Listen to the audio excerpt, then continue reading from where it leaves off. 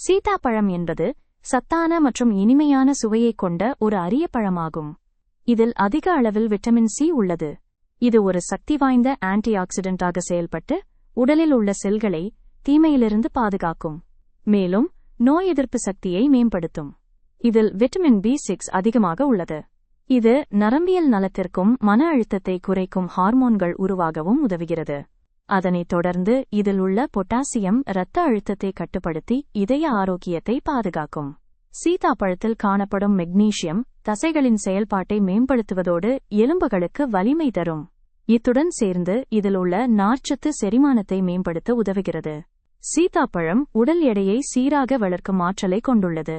எனவே வளர்ந்து வரும் குழந்தைகள் மற்றும் வலிமை தேவைப்படும் பெரியவர்கள் இருவருக்கும் மிகுந்த பயனளிக்கும்.